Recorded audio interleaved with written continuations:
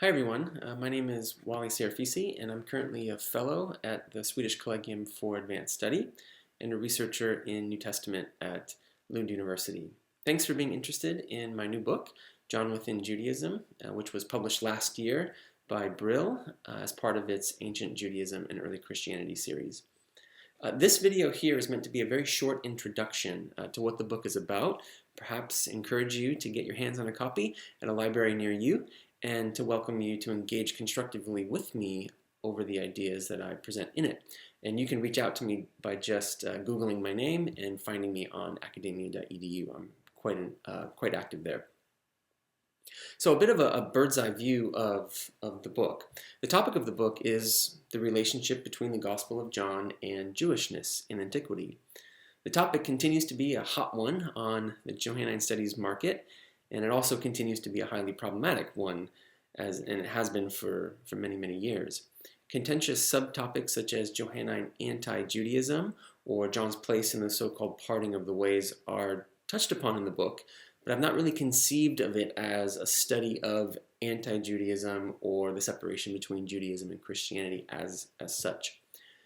So to state the central concern of the book clearly, it is to understand how the Gospel of John negotiates Jewish ethnic identity and how it itself can be read as an expression of Jewishness in and around the first century.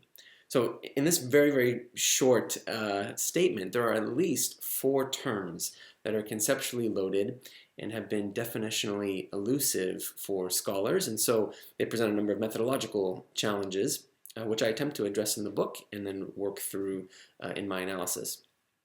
They are the terms negotiate, Jewish or Jewishness, we can also include Judaism there as well, ethnic, also ethnicity, and identity, and then together, of course, you have ethnic identity.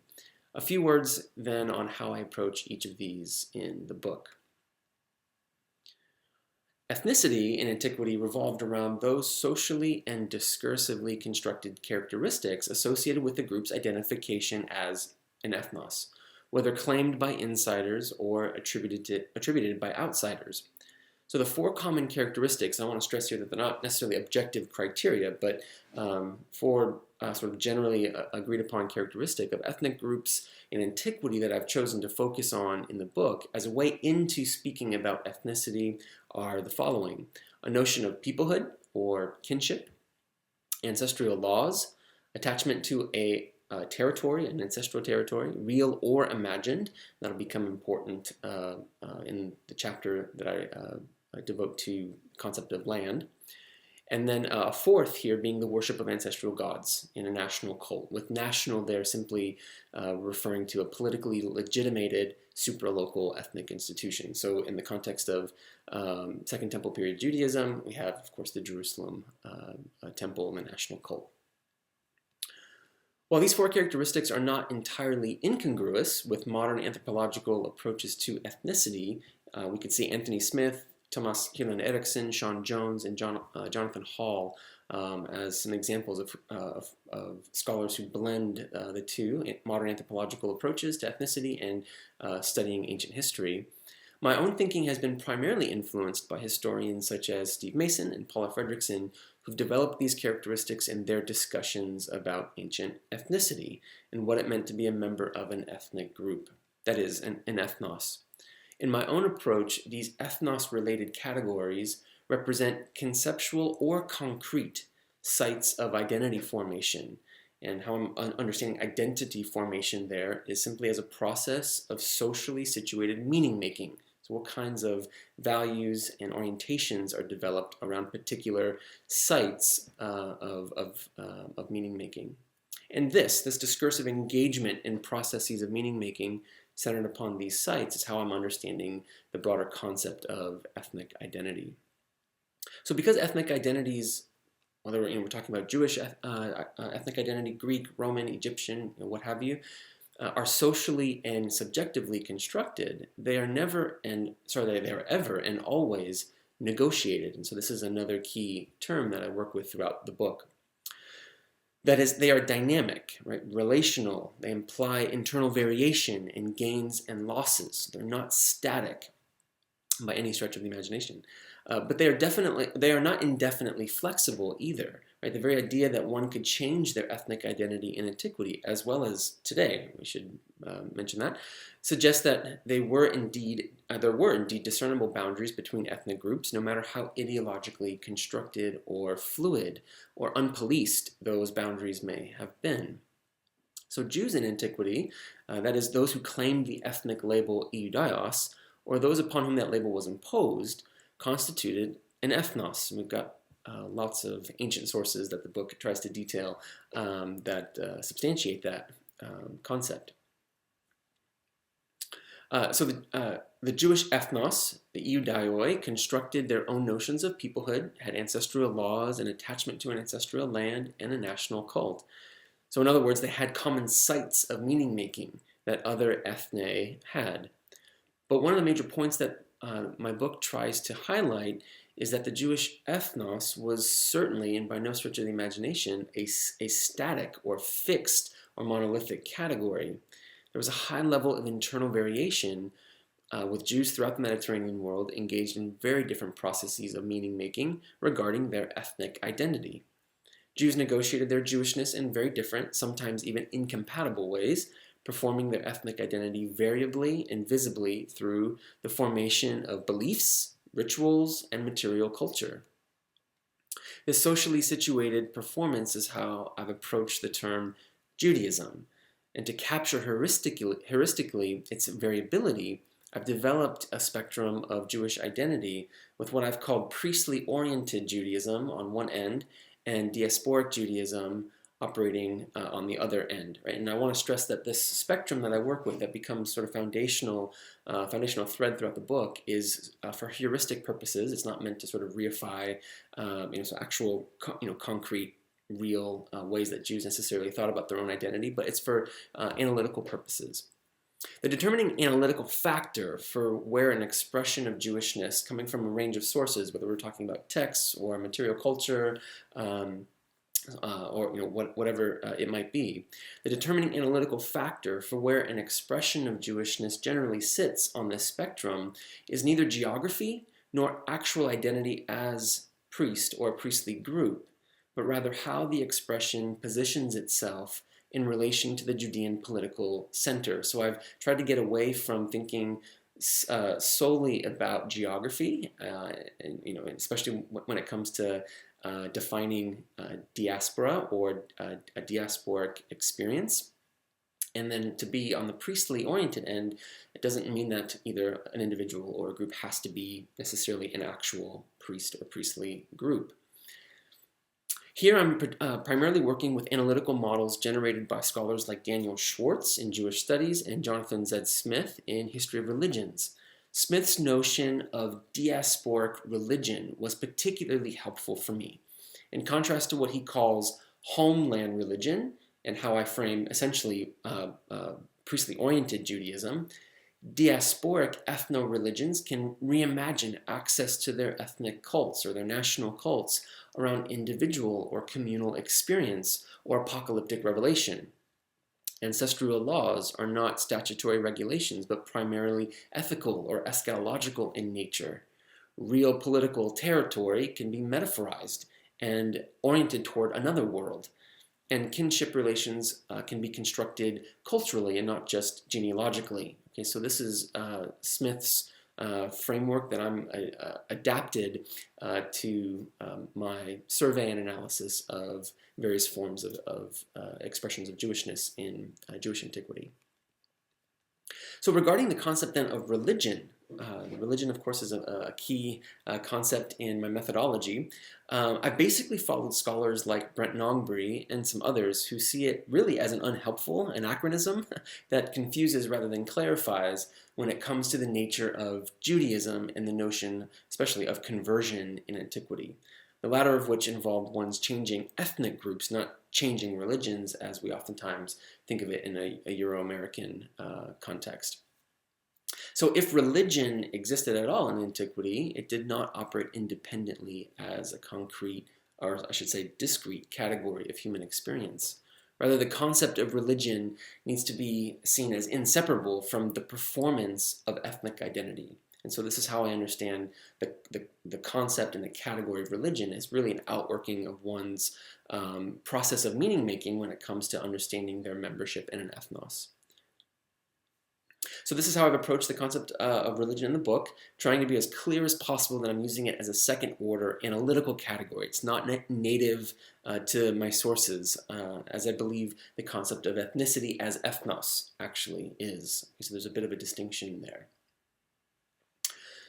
What the main chapters of the book then, so that's mostly sort of chapter 2 and sort of the methodological discussion, but becomes a very important sort of foundation for how I then approach chapters 3 through 6, which deal with these 4 characteristics of ancient ethnic groups, looking at Greco-Roman antiquity more broadly, and then of course the Jewish ethnos more specifically, and then work my way. And then what I do is I work my way through John, looking into how John navigates and negotiates these particular sites of meaning making.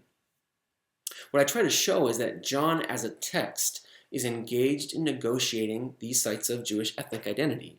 That is, it enters into the discursive world of Jewish antiquity in which competing interpretations of peoplehood, the law and its laws, the ancestral land, and the Jerusalem national cult were numerous and sometimes incompatible. On each of these sites, I've argued that John does not negotiate an identity that represents a departure from Jewishness en toto.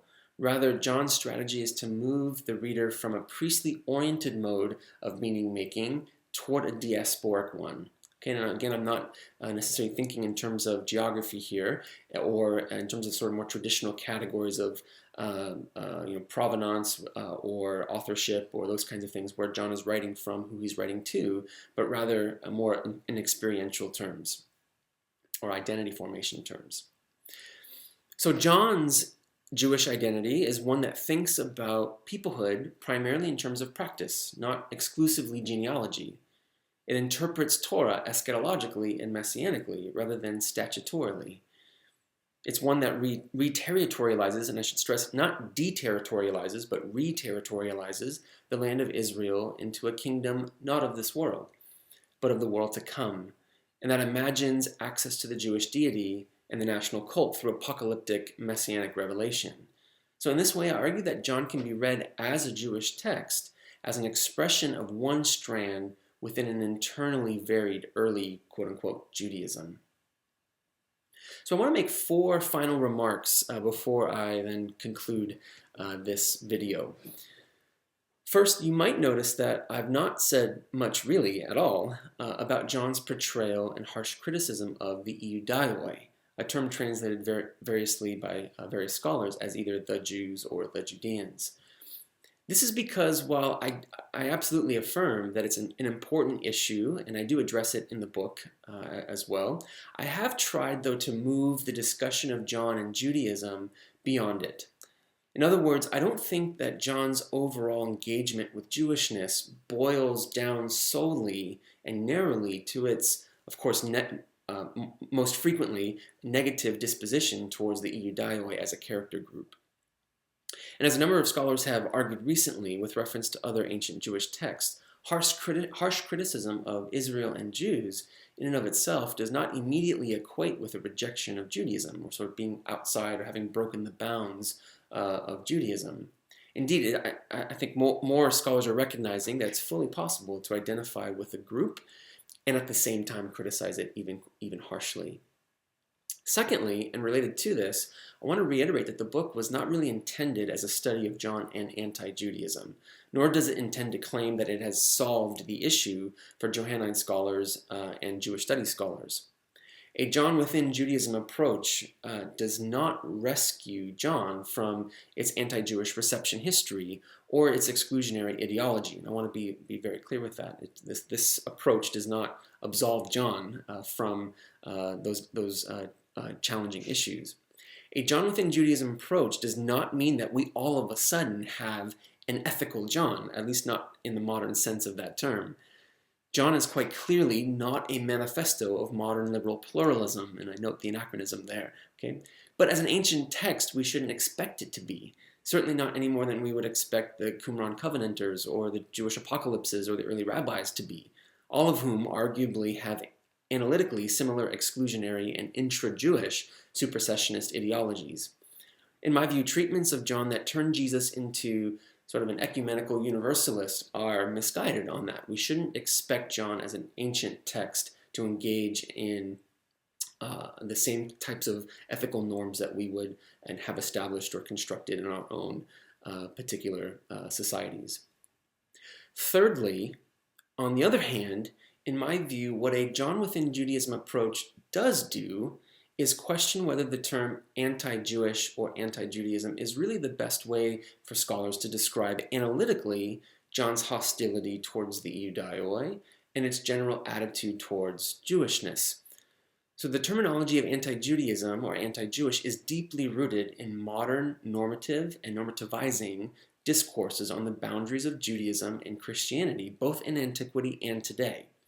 To say that someone or something identifies as ethnically Jewish and claims adherence to the Jewish God is instead anti-Jewish means that one has a clear and stable view of what Judaism was and was not, what it is and what it is not.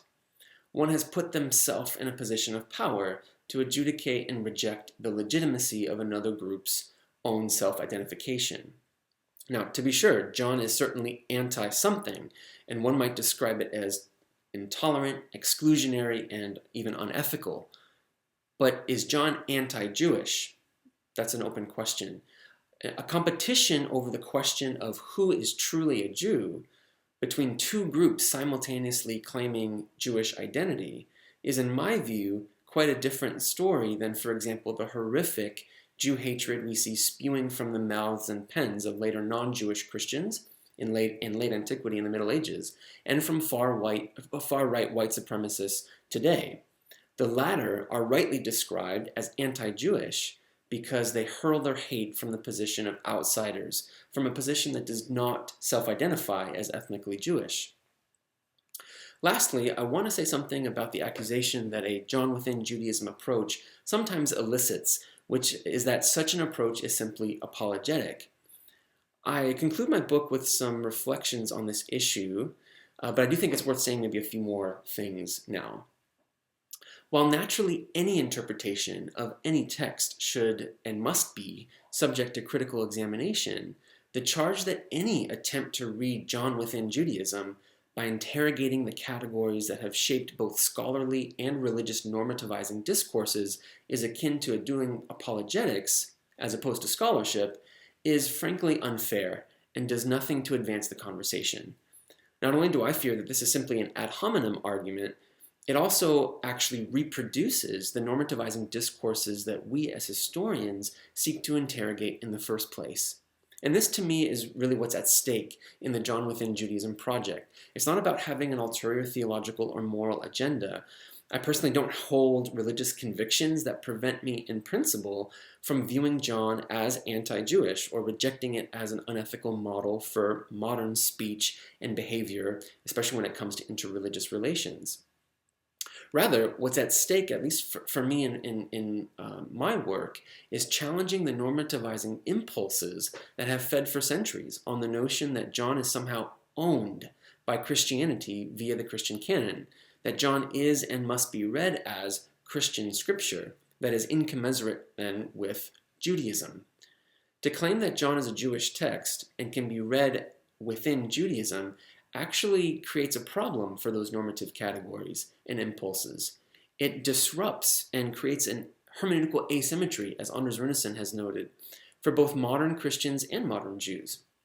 Indeed, Christians do not typically like to hear my claim that John's view of salvation inherently envisions a life lived Jewishly. And modern Jews tend not to be comfortable with the claim that a text that has been used for centuries as a vile tool of Jewish oppression is and can be read as an expression of Second Temple period Jewishness. My experience tells me that a within Judaism approach to John is anything but comfortable or convenient for both Christians and Jews to engage. So I hope the contribution of the book lies in its synthetic nature. Of course, I hope readers will find fresh exegetical insights along the way, and there are a few pieces of new archaeological evidence that I have brought into the discussion as well. But what I think What I think I have done in this book is drawn together, hopefully in a creative way, recent developments in Johannine studies and cognate fields, such as the study of religion and ethnicity and antiquity, Jewish identity, material culture, and the study of ancient institutions, in a manner that tries to reconfigure the way that we think about John's relationship to Jewishness. My basic conclusion that we should think of the issue not as one of John and Judaism, but rather John as an expression of Judaism, certainly runs against the grain of some Johannine scholarship, but not necessarily all. The book sits with a number of recent studies that are moving in similar, although not identical, directions. Andrew Byer's book, John and the Others, it's, Baylor University Press, 2021. Christopher Porter's Johannine Social Identity After the Fall of the Temple, that's also 2021. And recent dissertations by Deborah Forger and Nathaniel Thiel are also thinking and moving Johannine interpretation in, I think, similar directions. So thank you for listening to this video, and I look forward to seeing where discussions on this topic go in the future. Please do reach out to me if you can and if you have the desire.